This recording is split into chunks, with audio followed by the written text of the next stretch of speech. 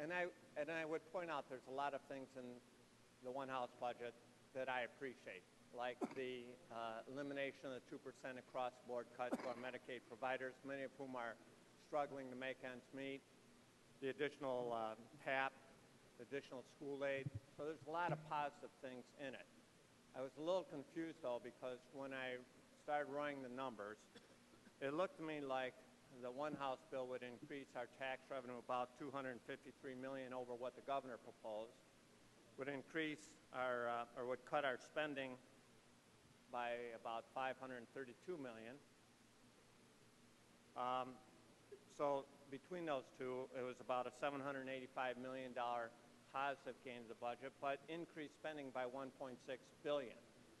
So have you run overall financial plan? I know that's part of the final budget that shows how we cover the $1.6 billion in increased spending that's outlined in the one house plan. Well, I'm not going to answer the question because I can't accept your 1.6, and I think that'll take a while to get to how you got there. We have excuse me, we have a different number that we're using in terms of how much we've gone above. On your book here, we have the page 11.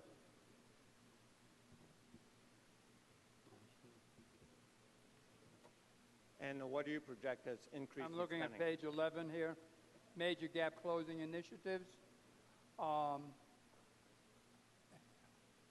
The gap estimated is 1.742. The Assembly is 172. Spending controls, agency operations, local assistance, debt management, initial investments comes to about a minus 566. The resource change 316 available. The difference between between us and the governor is a surplus of 39. I need my own piece of paper. That was the one we get. No, isn't this the one? Just a moment.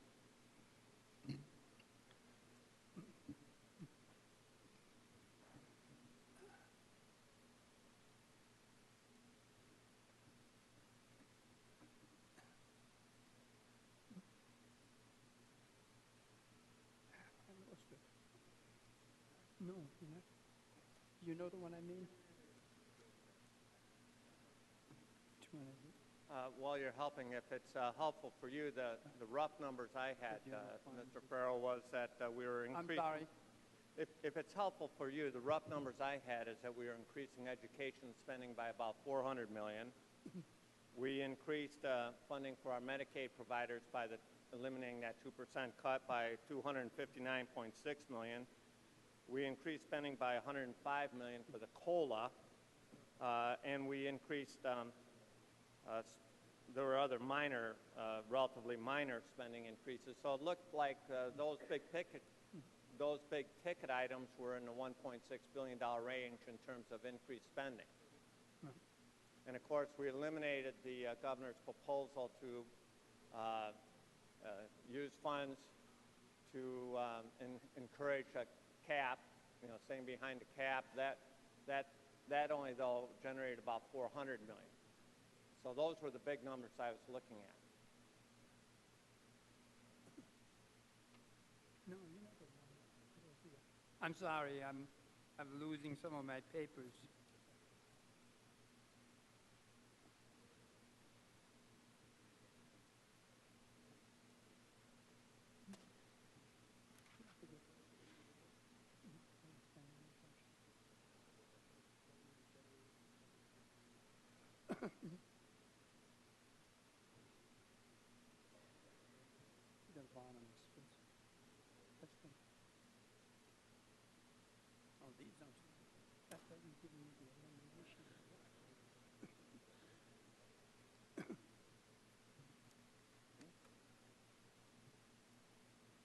Give me the numbers, the front of the page that tells me the numbers you gave us, and what we say it is. Yeah, what do we say it is, and what we say. Let's see.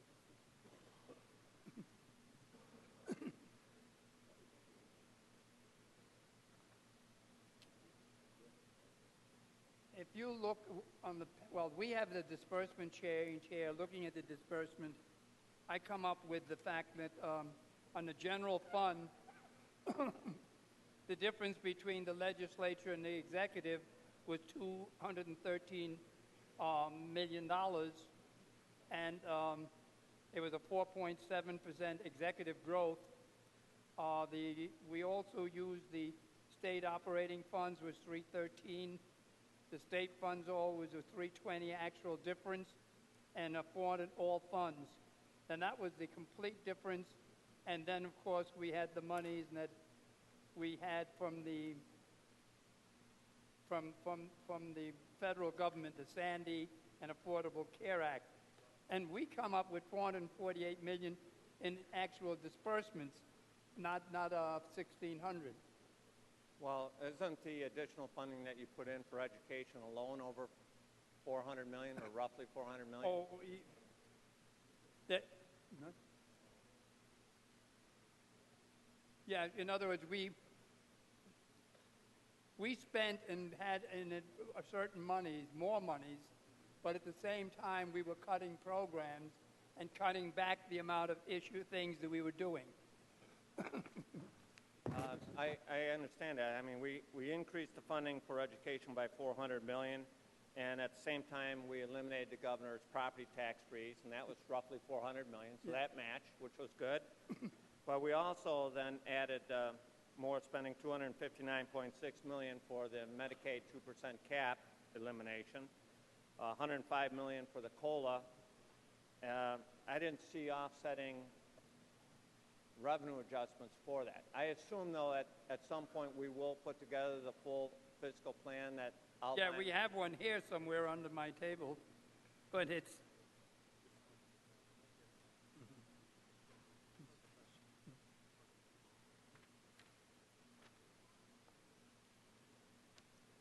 Now, here are some of the things we did in revenues. And this is what we told.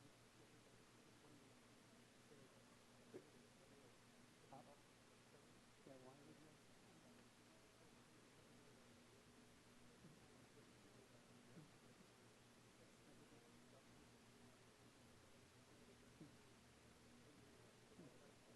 So we did an availables of revenues, reestimates, spending reductions, and sweeps, and we came up with $1,194.70. That was the amount of money we said we had and we were allowed to use. Does that reach your numbers a different way? It brings it much closer. Thank you, Mr. Farrell, for that. And I assume that I can get a copy of that as well? No, it's mine, not yours. No. Yeah, well, you will find it in the book. Close to your heart, right? Yes. I don't know how to find it. I appreciate the comments by my colleagues, and that gave me an opportunity to read and, tab all the questions I had on the Article 7 language. You have that? Say that again? I said with all the questions from my colleagues, it gave me time to read all the Article 7 language and tab it. Yes, and? Don't look too panicked, because I'm not going to go through them all now. Oh, thank you. But I had just a couple of quick questions. The Fair Election Act, which was included in the Article 7 language, which provides a 6-1 match, was there any corresponding appropriation in the budget? No. And so we're going to be able to accomplish this 6-1 match without any revenues coming in or any appropriation going out? No, well, we don't say where it's going to be, but we just said we had $1.1 billion available, so that money will be available. We don't match it all. I see. And in that Fair Election Act, we also created something called the Fair Election Board. That Fair Election Board is not really about fair elections, right? It's not like the League of Women Voters Fair Campaign Code or anything like that. It only relates to the financing of the fair election public match. Is that correct? Is that the public match?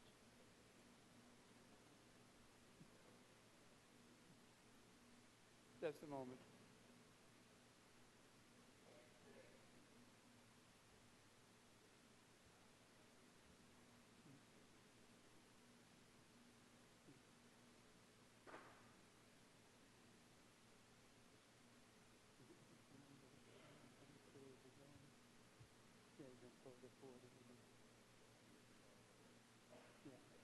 Yeah. Now ask me the question that I understand what you're talking about.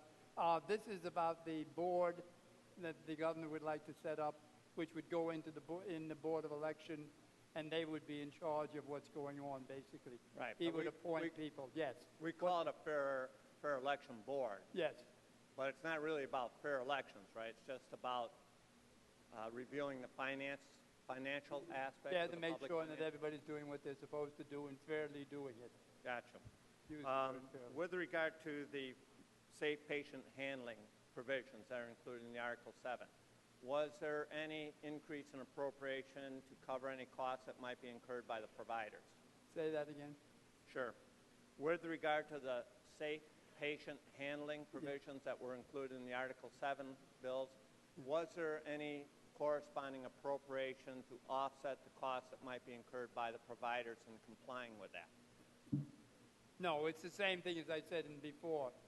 There's just money there to do it because we have a certain amount of money. I saw that the medical marijuana bill had a 10% excise tax. Yeah. Is there any revenue estimate related to the 10% excise tax? Is that the one that says we get 65? Yeah, we get $65 million on that. Okay. That's part of the money for the 1.9, 1.1. I saw that the language regarding providing welfare recipients with 1 year of child care exemption from any work or training requirements was included, and that language starts out notwithstanding any other provision of law to the contrary. So I assume that's a standalone section now as part of this Article 7 language? Yeah, it's a standalone. Yes, it is. We did increase child care funding in this budget, which I thought was very positive.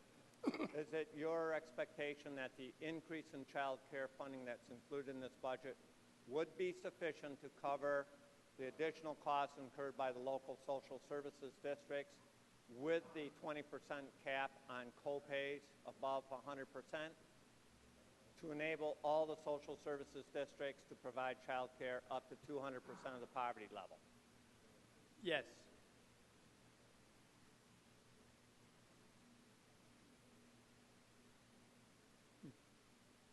So we put $70 million in there for new folks. Yeah, to hit the 20% cap. Thank you very much, Mr. Farrow. I appreciate your comments. Thank you.